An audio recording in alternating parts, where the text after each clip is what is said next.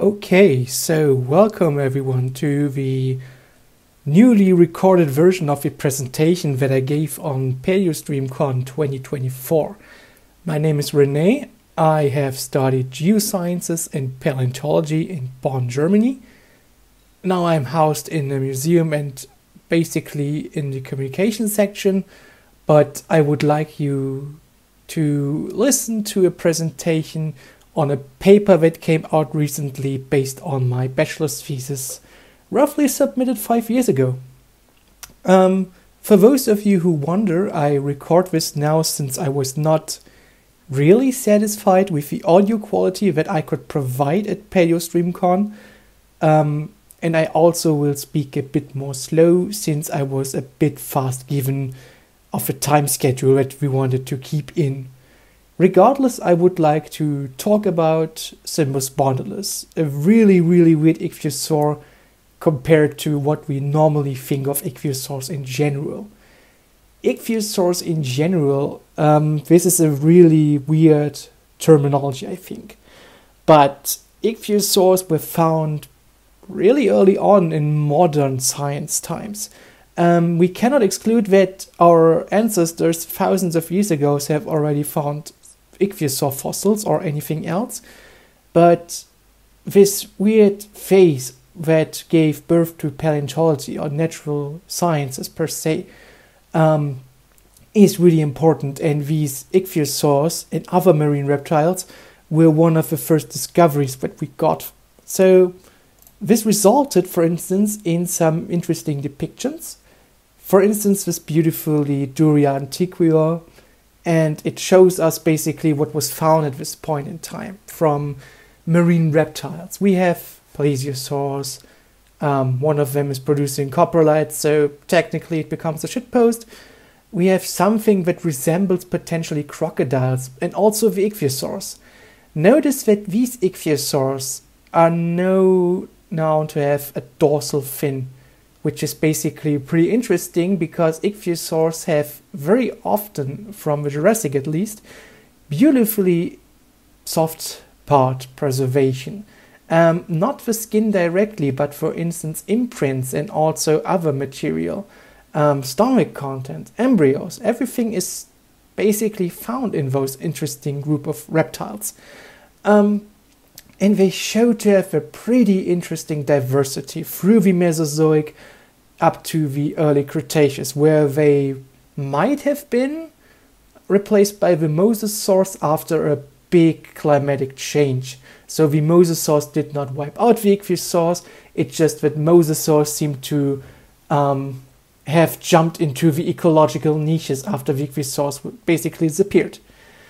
I am from Germany, and generally, if you think about ichthyosaurs from Germany, you end up with basically Jurassic ichthyosaurs, with the exception of this one, which was photographed in Switzerland, and also is not from Germany. But in general, you think normally of the big critters like Temnodontosaurus from the Posidonia shale, which is close to 10 meters, maybe a bit longer, and Stenopterygius, also from the Posidonia shale.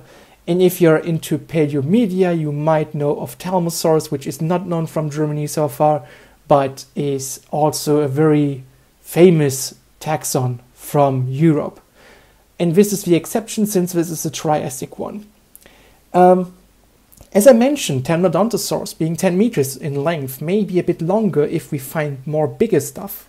That is also a thing that happens in paleontology. We sometimes find new evidences of bigger ichthyosaurs. You wonder maybe, well, could they get any bigger? And if you search for big ichthyosaurs or ichthyosaurs that rival cetaceans in a very clickbaity way, and you end up in a very short space, you end up somehow with Triassic ichthyosaurs. And it's pretty interesting that these are just basically more recent studies. Even though that we know bigger ichthyosaurs for a longer time, I have decided to put on some publications that just came out over the last years. And one thing or one aspect that I find really fascinating is that, for instance, this big critter is just very, very fragmentary in his history, but based on histology done by Marcello Perillo. I hopefully pronounced it correctly. Marcello, I'm deeply sorry if I did not. It shows us that even though it was debated to be a dinosaur bone, it's actually part of a really big ichthyosaur from this region of Europe. And it's not the only one. It's also known by now by Ichthyotitan, a critter that is known from the UK and also be rumored for a very long time. Basically, there's a time gap of 6 years here right now.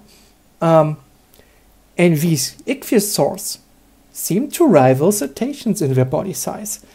And this is really interesting for me.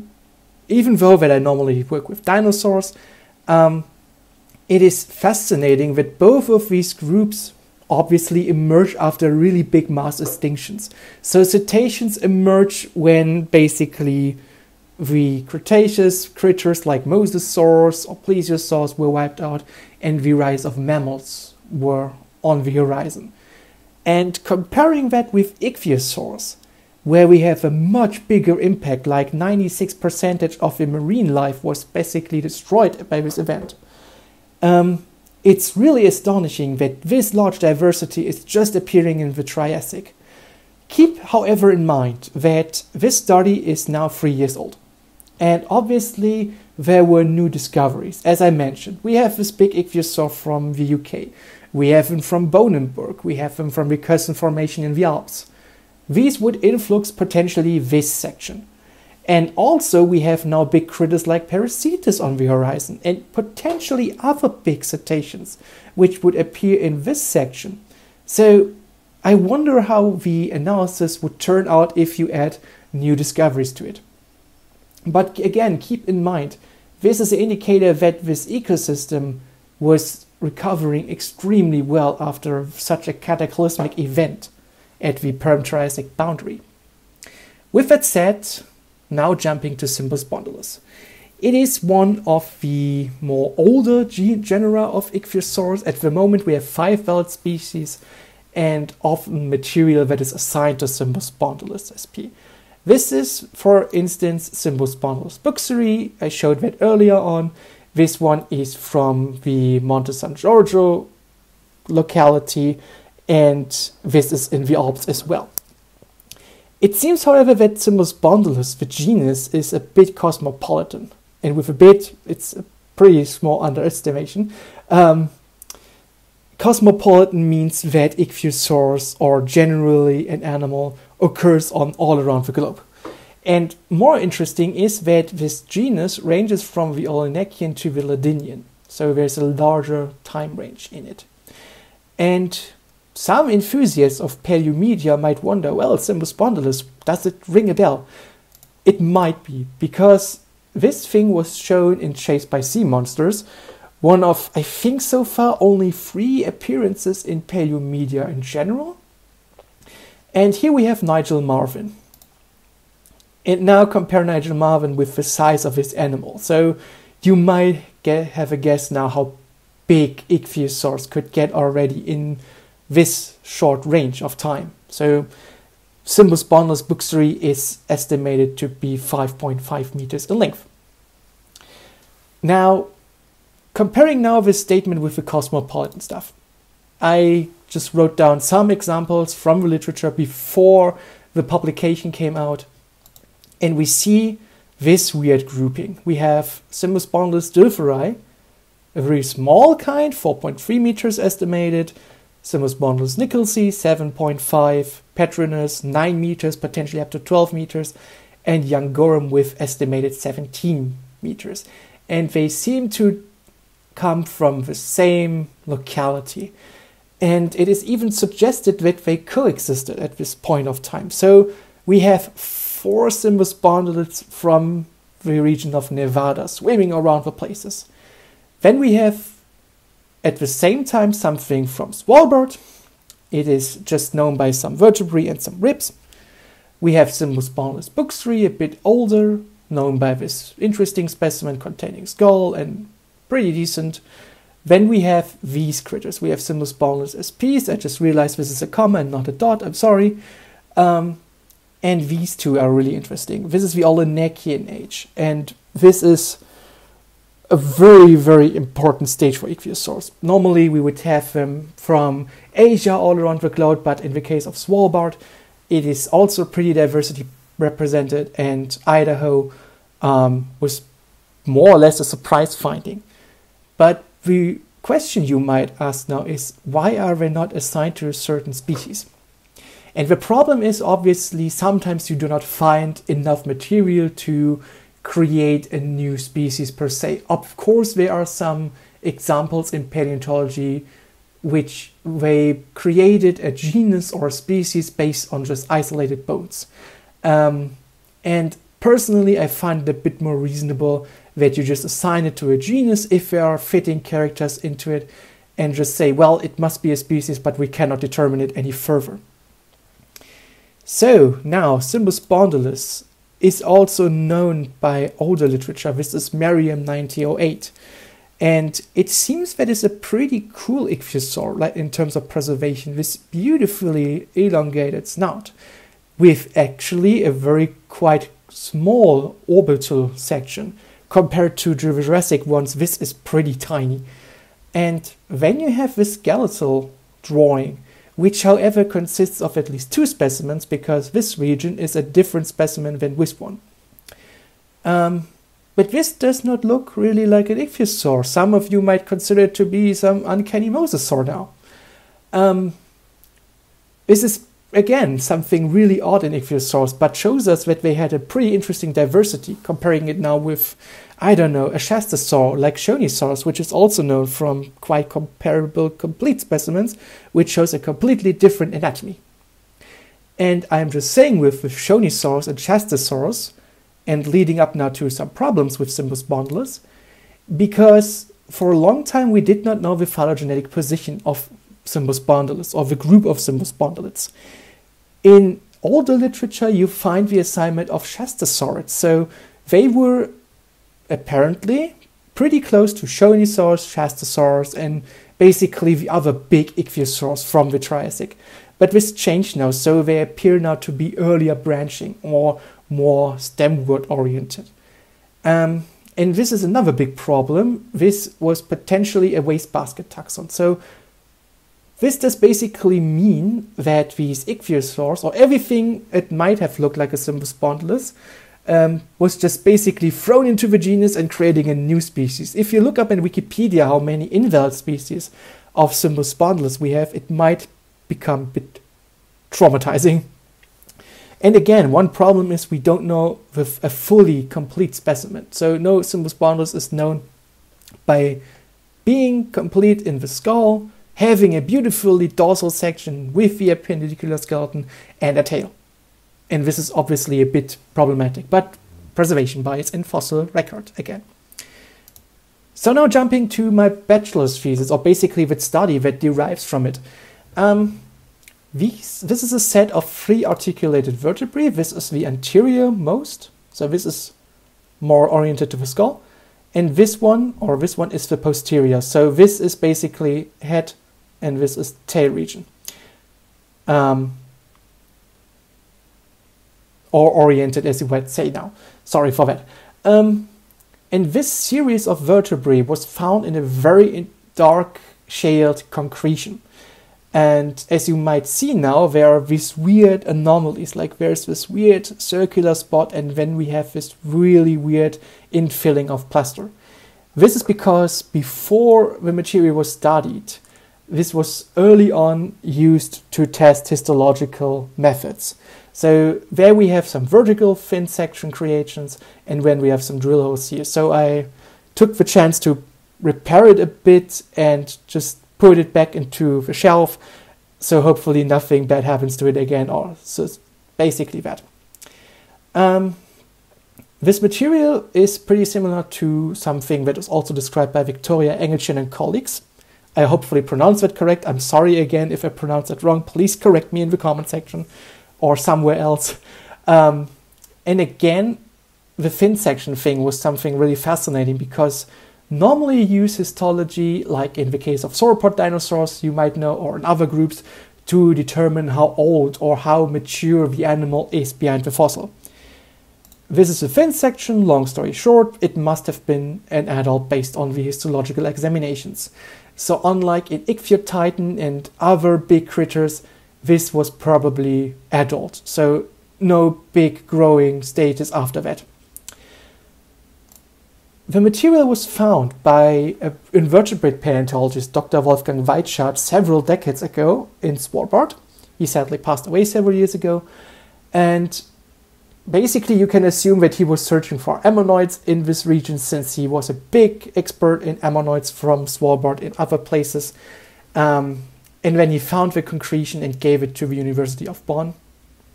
And now the only spot that we know so far is this region around the mountain of Estrarögen. And we have two large geological units in there. One is the Viking-Hogda formation of Olenekian age. The other one is the Bodnehaya formation, probably or potentially ranging from Enesian to Ladinian. So the question is now here, how old is this material actually, and where does this material actually fit in? The answer is pretty interesting, because together with the ichthyosaur vertebrae in this concretion, there was a small ammonoid. Of course, if you are an ammonoid expert and find this thing, you are obviously in charge of identifying it. And Weitschardt himself said that this thing must be Svalbardiceros spitzbergensis. And this is fitting with literature saying that this thing is typical for the Kaiserlingitis russo-proboscis zone. And this is assignable to the Olenekian stage, per se the late Olenekian. So we know now that the material of our study is similar in age to the material that was described by Engeltune et al. Now the next question is now, how do we actually know that this is Symbospondylus? Like, why is it not hypothetically saying a Shastosaurid or a Mixosaurid, just a really big grown Mixosaurid? And for that, let's just compare an edited image by a study of Nikolai Sverkov and colleagues, where they compared the morphology of vertebrae in Triassic ichthyosaurs. And here we have at least 4 groups presented. Shastosaurus are a bit cropped out. Or are they? No, they're not. This is Shastosaurus. And you can basically compare their unique morphology. So it seems that in the vertebral section, there is a certain diversity around taxonomic groups. So you can compare the Symbospondylus with, for instance, Mixosaurids or Grippidae. And it seems pretty fitting with what we find here in the fossils. But one of the more indicating factors is this weird outline here. This represents the articulation facet for the rib heads. So basically where you put the rib on the vertebra. And this is called a diapophysis, since it has 2 spots on it. And in Symbospondylus, we call them often anteriorly truncated. And this is something also found in these vertebrae. And this is really typical for Symbospondylus. And it is found in the valid species all around the place, and not, for instance, in a Mixosaur or in the Shastosaurids. So you might guess now, well, it must be a Symbospondylus. But here I would like also to point out, this is not assignable to a specific species, or we do not arrange a new species just on that. It's not enough, obviously. But you might ask now, since I mentioned the big ichthyosaurs at the beginning, is there a way to narrow down the body size of it? And we define body size, this is important for a later discussion point, as the total body length. So basically saying from the tip of a snout to the tip of a tail. This is the body length that we want, or body size. And for that we have 2 approaches. One is basically comparing the skull length and saying, well, the proportions are always fitting, so let's just say this is proportionally comparable with this one.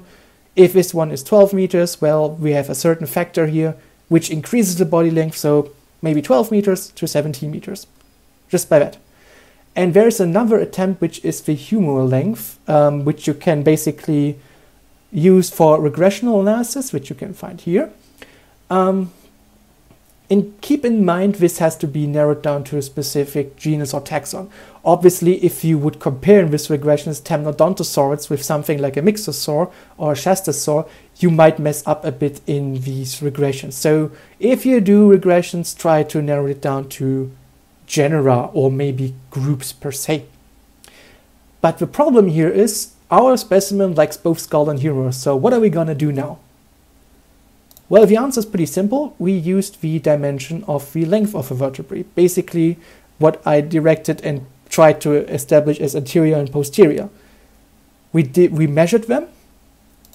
We compared them with known literature specimens, did some regressions, and keep this one in mind. This is the one specimen that is described by Engelchen et al.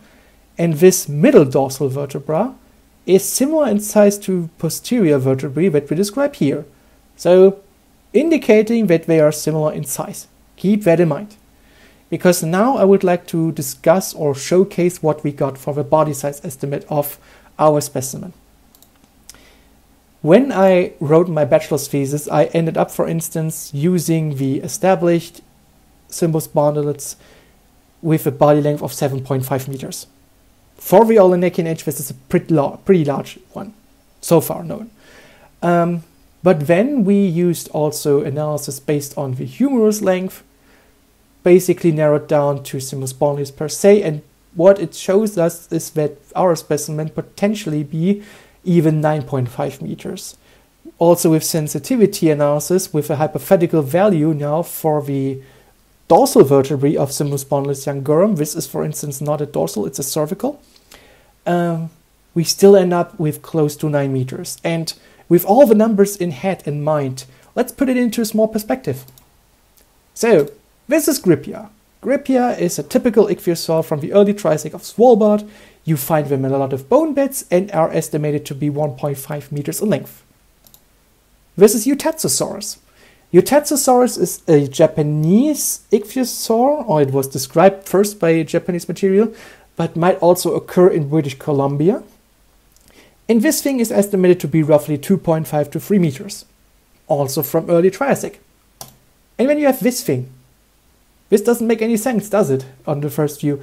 But keep in mind that we have at least 2 ichthyosaur specimens from Svalbard, from this Olenekian stage, with similar vertebra dimensions. So, if you would use the vertebra showcased or listed in our table by Engelchen et al., you would potentially end up in a similar size range. And our material is from Eastern Svalbard.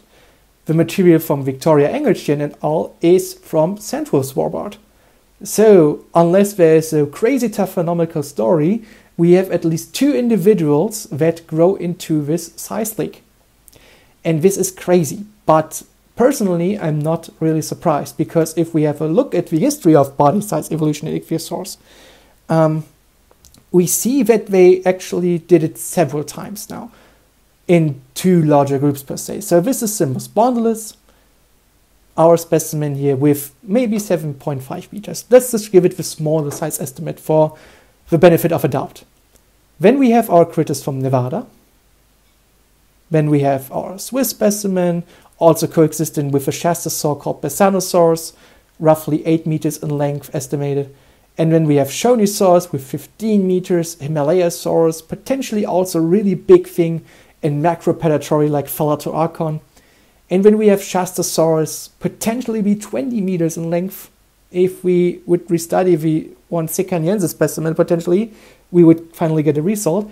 And then we have the most recent entry with Ichthyotitan, potentially be 25 meters in length. And now it's interesting to say that Symbospondylus, no longer being a shastosaur, did it before shastosaurs. And another way to say it, we have now 2 groups of ichthyosaurs that achieved this really big size. So it's pretty interesting to see, and it is assumable, not confirmed by any paper so far, that after the Symbospondylus disappeared, the shastosaurs got into this really kaiju length. But keep in mind, Phalatoarchon, also potentially be 8 meters in length, might also be a shastosaur. So it's not really clear, but the opportunity is given here. But with all the size and debates, and now is it bigger than the blue whale or the orca or whatever, one thing has to be pointed out again when I also mentioned the toady body length. We just basically used one approach for body size. Again, tip of a snout to the tip of a tail, which is outcropped, unfortunately. This is just one dimension. And obviously our ichthyosaurs or animals are not just a small layer like a paper. It is also has a width, it also has some height, it also has some body mass. Also important for instance in the debate of Parasites to say, which was debated to rival down blue whales in the body mass. The biggest blue whales. The average blue whale does not even get to this large body mass that all the fancy studies use. But again, I listed so many factors and considerations now. If you reconstruct ichthyosaurs, don't forget that they are not one-dimensional beings, but just like any other organism, most of the time at least three-dimensional. Also another interesting thing, since I mentioned hopefully the soft part preservation, we have evidence that ichthyosaurs had blubber. And our Simospondylus, being in Svalbard, might have lived in cold water environments. So maybe Simospondylus was that thin or did not have this big thick layer of blubber, but consider potentially our ichthyosaurs must be a bit more chunky in some paleoart. But this is something again for the paleoart section. So keep that in mind if you want to draw ichthyosaurs in general. Anyways, quickly jumping into the conclusions, we have found another large ichthyosaur, also pointed hopefully out that Engelchen et al. Had also some big ichthyosaurs, but they did not mention the size of it because obviously isolated stuff. And these findings are a sign that the recovery after this big mass extinction, the biggest in Earth's history so far, might have been really rapidly. But another thing I would like to point out, if you want to do, I don't know, own research or own videos or showcasing this stuff, I will not say that our thing is the biggest ichthyosaur of all time. We cannot say that, obviously, because first we have just these three vertebrae, and second of all, what happens if we find the next big ichthyosaur of that age and it's even bigger than that thing? We cannot tell. We can also be completely wrong. In maybe 5 years, our paper is revisited and the scientists then say, well, you're wrong, it's actually smaller. So keep that also in mind. With that said, I would like to say thank you now for listening to this recording that I did now after the PaleostreamCon. I will try to get a PDF worked out and put it either on the Discord server of Joshua or somewhere in a Google Drive link if you want to look up the studies that I showcased or mentioned. And just a small thing for Nigel Marvin, since he time traveled to Simospondylus and tasered this poor thing, don't do that. He was potentially, or she was potentially just a bit curious.